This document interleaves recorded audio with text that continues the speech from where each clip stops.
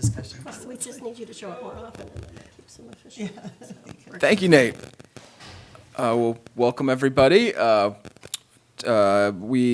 couple quick updates from me. As you were just mentioning, Chair Beal, we had a pretty lengthy discussion last meeting about the YMCA lease negotiation with both the YMCA here to kind of present on how the lease is structured, their cost increases with the Moore Center building that have occurred over the last 10 years, and some of the challenges that's faced, a bit about, how we're going to be potentially adding pre-K there and how that'll further this kind of challenge. They're going to incur additional costs, but then do we charge the school to use a facility that the city owns?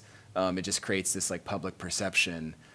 But every time that's added, we're incentivizing the YMCA to say no to having people there because they acquire costs with cleaning, just like anybody being there. So it sort of showed why this lease structure is becoming less and less tenable from the Y's perspective. And so how do we right-size that for the city?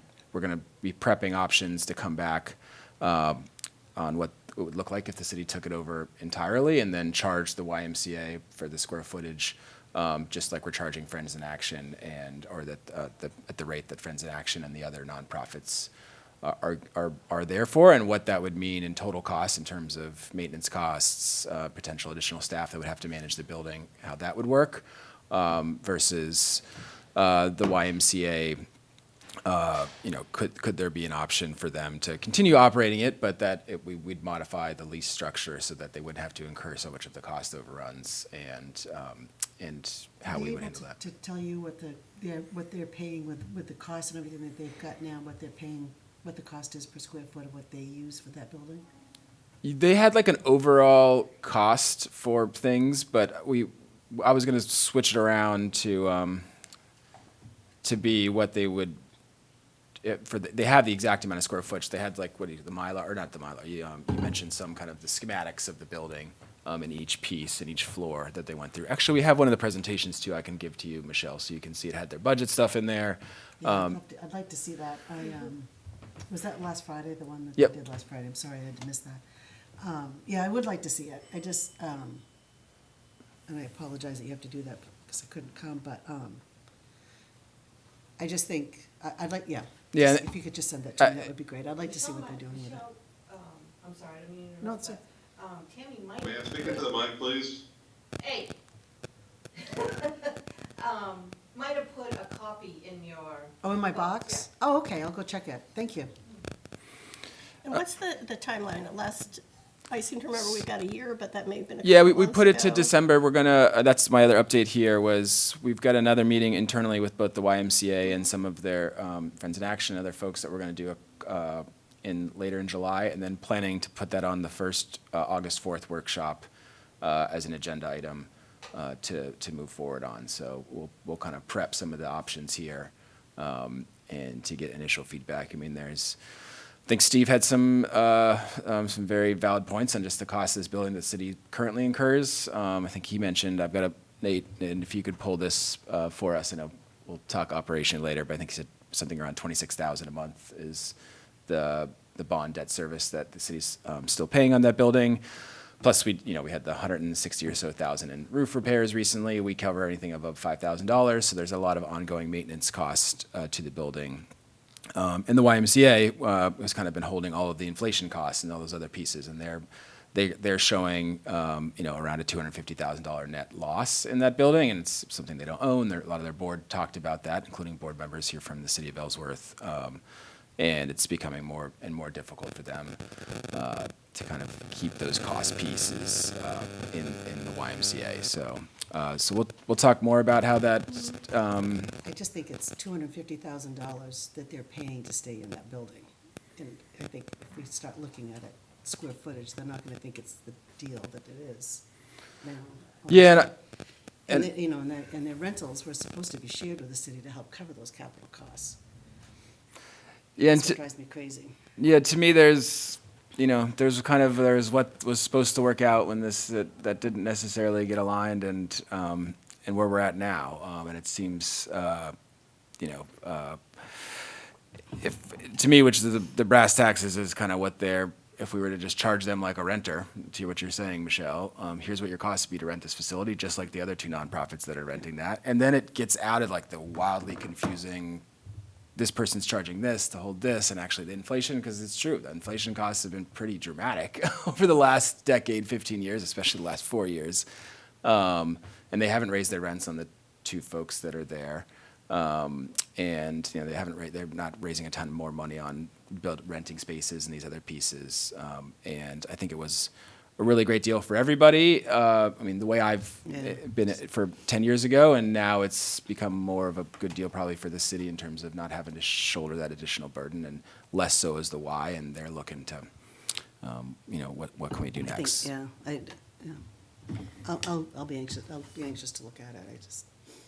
And I'll do the same of taking a look at it, but one question is, are we taking a further step back on what is the highest and best use of that building? That's the other piece. I mean, you know, from a financial perspective, yeah, that's, Okay. I don't know, do we look into selling the building? And it's a great community center, or do we want to just really show what the cost of this is going to be and what the city has to incur and will likely continue to incur? Well, I mean, the thing is like, if the YMCA decided to leave because it was too expensive, that end of that building was built for classrooms. It's a daycare. Yeah. And it was built, the school system could use that for pre-K so easily. That whole section that they have, it's already got all the security that it needs for a school. I mean, it's got the playground in the back. It was made for a school. So if the Y had said, you know what, it's just too expensive for us to be there, that pre-K that they don't have enough room for in there, that could slide in there so easily. And that's what they're planning on doing already. Yeah, in the back part, but I'm just saying, I'm not as worried I think the best use for that building is for city services, is for, you know, it's not a good building to sell because there's not an awful lot it can do because it was built as a school, and we kept that feel when we renovated it. But it would be a great extension of services for the city itself that we're paying, you know, that we weren't paying rent in other places that we're trying to, before we bring in those movable classrooms like they always end up doing and things like that. I mean, I'm just not as worried about the YMCA leaving there. I think that the city could take that over, leave the senior center there, because that's such a great service, and it has that ability, and then move pre-K in the school system in the other end. It's got its own, they've got their own cafeteria. They've got a massive kitchen in there that we put in for them. And then that whole secured area for kids. I mean, it's built for that. So there is a conversation about other Yeah, highest and best I think use. there is, Yeah, yeah, I do. I'm not so worried that if they decide that they need to go somewhere else because it's too expensive. Yeah, and there's kind of two sides to me when, obviously, that building and the envelope and capital improvement planning. I mean, it's been 12, 13 years since that was done. I know the renovation happened recently, but, you know, just like anything, you got to keep up with. This building, same thing, a renovation, and then everybody just said, okay, we don't have to do anything for a while. And now with the cupolas, so, I don't know, with Twyla coming on board as economic development director, I've been touring on these assets, and I think even in myself, I'm getting a little jaded on all of our depreciating assets. And, you know, we got Pump House Point, we got Erkey, and I'm just, with Pump House Point, it's like, can we just sell that? Can we But you turn? gotta remember why that school was kept. We tore down the other one. Yeah. Because there were two schools and created a park, but we kept that school for a reason. And it was just because of the history of that school, General Bryant Moore and his history. And I mean, that's a building that means something to the city. It's not like Pump House Point or some of these other buildings. That's a building that was meant to stay. Yeah, and Honestly, it's our historic building that. And to Twyla's point too, she was like, Pump House Point is awesome, Charlie. Like, we got to It's a do something with beautiful- this. It's a beautiful spot, but it's, That's I a mean, recreational asset. Recreational That's and- something we've gotta do something with. yeah. Yeah, Can I suggest a tour of the Moore Center for Yeah. the council to be able to see all of it? I mean, looking at the schematics and I think all you of this should. worthwhile. would you guys be opposed to I've been in actually? it, but only like pieces for public events, but to actually see it would be helpful as we're looking at big picture, what makes sense. Would we maybe we want to keep August 4th to, because I've got a bunch of things. And we can maybe pull out a larger workshop or something later, and that would be at the Moore Center, and we can it's one of the things that I'm struggling with is just we add these pieces. There's just so much council scheduling, and then it gets canceled, and especially during the summer. So I'm wondering if that. I can meet you and take you through. You Okay, wanna read other to that counselors, I don't know if Tabby's been in it or, anyways, yeah. Yeah, and we did talk about that too, Michelle, is, I think the dollars and cents obviously is super important with these pieces, and we're really focused on the costs and, but like the vision, to your point, for the Moore Center is in many ways already been realized. And a lot of my conversations with those folks about creating a place where children in daycare and our senior citizens and music and just to see all the programming that's done there, all the community stuff, like it's really, I feel like one of the reasons I feel like the city should take it over now that we have a Parks and Rec director, that we'll probably have to have expansive staffing to take over a facility of that size and all of our parks assets. We've kind of been, as in the Parks and Rec director interviews, every single one, amazing candidates, but every single person has said, like, you don't have a Parks and Rec director in the city of Ellsworth, and you have a ton of park assets. Like, how are these things being managed? And it's like, by a whole range of different people, and there's not like a central coordination of those pieces. And Knowlton Park I was in recently, we need a lot of TLC in that place, a lot more time spent on painting things that are where the paint's falling off, of landscaping, of trails that have washed off out over there. And so it kind of had an amazing when it got started, it got built, it got done, and then there's really just these things got kind of put in a shelf to just like our finance books. And these are, So we're back to catching up on things. yeah, and it's just like I've got, and I just look at them like the hours. So how do we get volunteers to help out? How do we, how do we set up a system in Parks and Rec where we can really take care of our park assets? We've done a great job in the Harbor Park this year. I feel like we're really investing there. That's looking a lot better. Looks great. Replaced all this rust or rotted out, foundations for pergolas and all these other things, and obviously the paving and planted some trees. So we're not gonna do it all in 1 year, but we got to just do better on those assets. So great. Setting the mill too. We're going to come to council meeting to have a discussion with Larry. I know it's not like a council vote on what the mill becomes or the valuation, but we do want to have a much more robust discussion. We've already had a couple on that, so Larry should be in a good shape we'll have a recommendation, and then. Is that August 4th? Is that? No, the council meeting in July. So Oh, I think we'll need to kind of set the mill before August 4th in order to process all the forms. And, Yeah. it's on our SMART goals. We haven't made it to sending out bills on time so people could pay them by the time that we say they're due. And we've had to give extensions, I guess, for multiple years over the past few years. And we are not doing that this year, or else, like, should be I don't dinged. mind the extension. Just kidding. We did a lot of work to make this budget pass on time. I'm just kidding. Well, we're getting our cash in when we need it. Also upcoming for the budget finance meetings, it could be maybe for the August meeting, the standing budget is process improvements for the budget itself next year, just while it's still somewhat fresh. What did people like? Sarah's been keeping a list of some things we're going to change, but we'll have a conversation about that. We're hopefully bringing in a finance consultant, passing that budget very quickly after July 1st to start working on some internal analysis of current functions, grants management, the reconciliation audit, really having a little almost like an audit of the auditor process and how we get up to speed there, that I could also see would have also a kind of a conclusionary report. I think Steve talked about something about how our processes are going. So, we And who or what did you say we're bringing in to do all that? Sue Lassard from Bucksport. She's going to offer. She's been doing that for free for the past year or so. On check-ins and touch points with Nate, the team, and myself. So we're going to bring her in. And even in retirement, she's still going to be doing some public service, but she's got a set rate we're going to bring her in for. That was budgeted for in the past budget, to really have her do a deep dive on process improvements with our organization. So Sue's brilliant. She's- Yeah, all she's good. great. Just wanted to make sure I understood. yeah, and sorry, and then bonding for the track.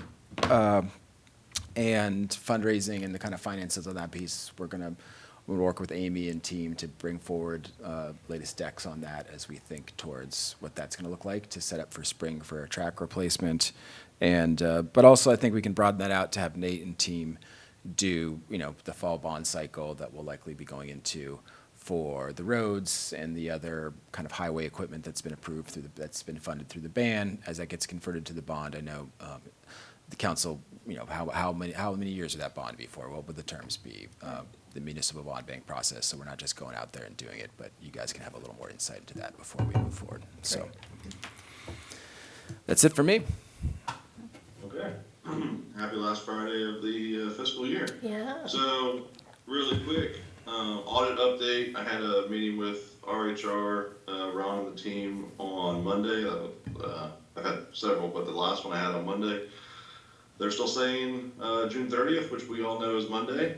So we'll see what happens, but that's when they said that we should have the draft audit in our hands. So we're going to hold them to it, and I'm going to keep emailing them and making sure they have everything they need to land that plane on Monday. Encumbrances, we will be sending an email out to department heads next week in regards of obviously any departments that want to encumber any funds. We'll have them obviously list out what GLs are looking to do, what amounts, and obviously the reason for that. So obviously we can bring that to council for approvals. So we'll make sure to do that next week. Excuse me. ERKI, just so you know, the Union River Center of Innovation, we have a new co-working software that it's actually called CoWorks that they will be implementing starting July 1 for all the tenants. This will be for short-term and long-term, and honestly, this is going to help us out on our side, the finance, and obviously Tracy and the team just help collect. I think it'll see great results. It's a good way for people to go online and reserve space there at ERKI. So we're excited to start that July 1. And then just really quick, the library, it's not a major thing, but they were using Payport and we're switching them over to Government Window, which is what a lot of the other departments are using. I think it's just easier for us on the back end, and the library was looking for a change anyway. So this will be good just to kind of keep more of our departments using the same payment platform. So that's what we got going on. And then I am shoulder deep in reconciliations right now, but it is one of my SMART goals to have that done by August 20th, up to date. And gosh darn it, I'm going to do it. So, and honestly, I'm really excited to have Sue Lassard, like Charlie said. She is excellent, and I know she's only going to be another asset that the city has. So we're excited. Great. That's what I got Fantastic. going. Is this our last year with that RHR Smith? Yeah, we have This one, the 24, so the No, 25 audit, or do we have one more audit? one more audit with them. And Yeah, FY25 is the last audit year. we haven't received a letter saying that we need to pay 50% upfront for next year's audit yet, have we? Okay. Other cities and towns have received that letter, so curious that we haven't and others have. I know, I'm really in a good mood today, but I'm just being kind of. Maybe that's why. I know, I'm sorry. Can we do anything about the way they're doing our audit? I mean, and I know they've got 1,000 excuses, and they have for 3 years in a row, but no matter how much change we make, they still have issues that they can't get that audit done, Nate, and it's ridiculous. I'm I sorry, think- but they are ridiculous. No, and I do think, and I don't know if you were here for the last time. I don't want to give them. I don't want to try to play devil's advocate. I do think with all the changing of the guards, as far as finance directors, changing from Munis to Cassell, we had a lot of things working against us this FY24. I'm not saying that we shouldn't have been more on top of it and trying to reach out to them. Like I sent them everything. I believe it was mid-September, and just kind of let it go. And I should have honestly just kept bugging them every week. And that's actually another one of my SMART goals is to work on the FY25 audit and have that done way sooner. I have it scheduled to be done by December 31st. I know that's contingent on them as well, but there is things that have not helped us, and there's been a lot of practices that we've done, whether it was with previous finance directors. Obviously, Ashley and myself weren't here for the first part of the fiscal year, of FY '24, that it's been difficult, but they definitely do have a lot of excuses, but honestly, we haven't done the right things in some areas as well, and that's areas that I've made it a point, with my team to, let's correct these. FY '24 audit's not gonna come back like, brilliant, but it's gonna show areas that we need to work on, and honestly, FY '25 is gonna be so much better, so. And just what we can do. to kind of back up for Nate's point here too, Michelle, and why I do, and especially in this one, there is a little bit of blame on both sides on this. This is FY '24 where we did the transition from Munis to Cassell. And I think to double stamp what Nate just said, for my own learning curve on this thing, we had a list of things we were asked to provide, we provided that. And I think one of the missteps was like, we didn't get, hey, there's all these other things that we need. And actually the other things they needed are valid, but we didn't get those until, March.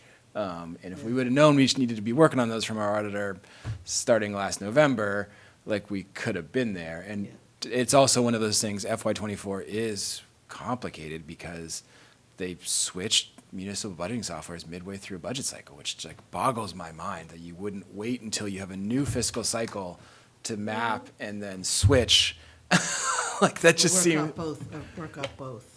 Yeah. You can't do that, but yeah. But I agree with you. to turn off one system, turn on the other system midway through a cycle Without reconciliations. without being Without, reconciled. yeah, I was about to say, without reconciliations either, which is what I'm having to go back and do. It's not like, Yeah. when I'm saying I'm shoulder deep in reconciliations, I'm talking about, I have to make sure that everything, obviously for this fiscal year that we're about to, complete, everything is in the right spot. I don't want to send them all of our, GLs and everything, all the detailed ledger and everything until I know for a fact everything is in the right spot, everything's been accounted for. And that's why I'm literally going line by line. I got circles,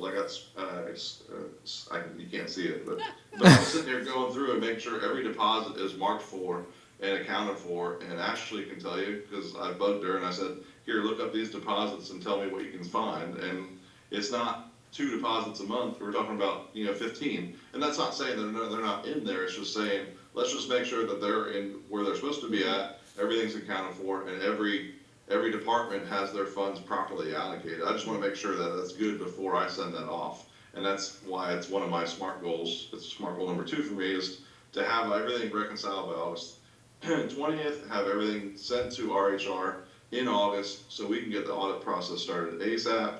And then I will just continue following up with them every week until it's done. And that's why my goal is to have it done by December 31st. And I think it can be done by December Yeah, 31st. it should be, So, yeah. Okay, well, thank you. I Yeah. appreciate the explanation. I know I'm kind of hard on them, but it's just like, holy No, cow. it's rightfully so. That's the thing. It's something that the city deserves to have clean audits, and everything should be accounted for properly. And that's why I've taken I'm trying to, work with Ashley, Deb and Leah, and we have a great team. It's like, okay, we know what we need to do right, and let's get the systems and practices in place, and let's do it. So. Yeah, and then, like a lot of this kind of foundational work we've been doing into the, the performance review process, setting SMART goals with the staff, which you've heard a couple times here, metrics and things. They've been hard work, but I can't wait, for this process too to complete. I even feel a lot more freed up to, okay, those process improvements are done now. We don't have to do that foundational work. Now let's work on the bond rating improvement. Now let's work on, we've got our financial strategic resources locked in for the budget. Let's think about our time resources and policy and the standing workshop and how we can be more efficient with decision-making for all the huge things we have to do in the city. Because, there's a big pile behind us. Some of it are as granular as, painting things and getting splash pads up and running and things that aren't happening, and some of them are as complicated as like these financial things. So, looking forward to a lot of that this year, and I've got a good deck on that. I don't think we'll have enough time here today that I shared with Maine Development Foundation. I think I should just preview it a little bit with yourself, Nancy. And we met with our congressional delegation representatives from Senator Collins, King, and Golden's office this week. That was like a year ago we met last time they came through here, and we talked about in the budget process, we were like, knee deep in it at that time, and they were I think, pretty impressed with how far we've come. And then I previewed the deck, and they mentioned that I said, last time we talked on, I was like, talk to me in a year. We got a lot of big plans. We got a lot of fires. Like, we'll see where I'm at within a year. And I was like, he said, seems like you're in pretty good shape. It's like, yeah, I think we are actually. So really excited about that. Awesome. Oh, and one last thing, I didn't put it on the agenda, but just to remind everyone, next week obviously is 4th of July, so there is no warrant next week. Obviously, no finance committee meeting on Friday, so Great. just reminding everybody. It's a great way to ring in fiscal year '26 is with a holiday. Yeah, and that is actually, maybe we could talk for a second about that. The cash balance right now is at 2.5 million. Is that where it's at? Yeah, Yeah. 2.5 million. 2.5. So, again, that's not an undesignated fund balance. There'll obviously be some outstanding we still have to encumber over, but there's not any like enormous outstanding checks to the school we have to cut or anything, Nate or Ashley, on that. The school's all paid for this fiscal year, so they're all caught up. Okay, and we've paid back the TAN, so Dan's paid. this is kind of like where we're landing at the end of the fiscal year. That's good. Okay. As far as so I know we haven't encumbered in years here, and we had talked about the overpayments and the capital. When the audit is finished, we'll be able to look at that and figure out where that money is and take it back out, put it back in Yeah, 2024 budget, so we're not overdrawing. that's a good question, and Nate, I don't know if you have an update on that. I did talk to Tammy a little bit about that, on just how you journal that over on. There was previous funds that were set aside in previous budgets, I'm told, for that Red Bridge Road culvert, which actually, for those that may have listened to the last Finance Committee meeting but didn't Yeah. hear the update on that, the overrun in the capital piece is due to the Red Bridge Road culvert replacement, which is like $1 million project. But the bills didn't kind of come due until FY '25, even though there was bills that were, or funding that was allocated for that in previous fiscal cycles. So essentially, because there was no encumbering process, there was no sort of, hey, hold on to this. It's just, and I'm like, was one of my most nervous things coming in as a city manager was like, we don't know what's outstanding and what's coming in. So now we have more institutional knowledge here. We're getting there. We're hoping but we don't know. There could be another, oh yeah, and this was this project. We also got a big reimbursement this year, didn't we, from DEP or DOT for $900,000. It was relative to something else. So Yeah. from there were some pluses that came in this year on the revenue side of things as well, that I think It overstates when if we want to, with trusts and things like that, if the expense stays there and isn't encumbered into the next year, then it's sitting in either fund balance, the money is sitting in fund balance and we're paying it out of a budget, then you've got to move that, or else you're overdrawing your budget, and you can't do that. And the same thing with the funding, you could be overstating, if the revenue from the bond funds aren't recorded correctly, you're overstating your fund balance too, because you haven't set that money aside to pay Right. the other piece. Right. So it's one of the things I think has been happening, because like I've said before, one of the reasons why I ran is because I sat in a meeting, they said, we have a $10 million fund balance. And Tammy and I looked at each other and said, that's absolutely impossible. It's impossible for the city to have a $10 million fund balance unencumbered. So, and it's just the Right. finance. I mean, and I'm sure, the money's there, I'm sure that we've borrowed and everything is there. It's just overstating so that when you make decisions later, you say, Right. well, we can buy this and take it out of fund balance, we can't. Because you don't really have an unencumbered fund balance Right. of that size, so you just have to be careful of that stuff. And that's why the reconciliation, I know it's on Nate's SMART goals, and it's just so that I can say if something unexpected comes up, I could say we can take X amount of undesignated fund balance to do so and have that tool. We haven't had that tool this whole last year, because I won't tell you. I'm not going to tell you we can do that. I can try to rob Peter to pay Paul within current funding that we're under budget on. I'd feel comfortable doing a reallocation of current funding, but until we have the undesignated fund balance, that you can't do that. And to me, looking back on some of these areas where I was like, what happened? Like, they passed 1.8 million in roads in FY '24, but we could only see like 400,000 in actual road expenditures. Well, now we know this Red Bridge Road culvert happened, So maybe some of that was there, but they also, it was FY '24 or '23, they passed $1 million in upgrades to the police station for investment there, and I reviewed the minutes on that, and they said undesignated fund balance, and I wanted to be like, you don't have an undesignated fund balance. Exactly. Like that was not, That's the issue. they were unreconciled, like whoa, look at this is the cash balance, like this is not an undesignated fund balance. Yeah, exactly. And I keep going back to a household budget. It's like looking at your paycheck and saying, look how much money I have to spend, without thinking about the rent and Right. the oil bill and the credit card balance. I mean, you've got to settle your books before you know how much is left over. It's like my sister drives me crazy. She knows how much money she has because she looks at her bank statement. Oh my God! Yeah. Because you don't know is there an error in that, but also what do you have for checks that haven't gone through the bank yet? And I think if people lost the skill set too with digital banking, like I just remember my grandmother and her pocketbook and her check journal, which they still put on the checks, even though I'm sure, and just every time she'd go out, she'd be journaling that into her. Well, I've got to say, that's hilarious. I love that. Household, I think we write 2 checks a month because the rest of it is online and you can see. it right all there. this So is there's debit no card, emotion. but I know exactly how much money I have in my bank account all the time, because this is debit entries. But every time I use the debit card it ever does, I write it down. What's that?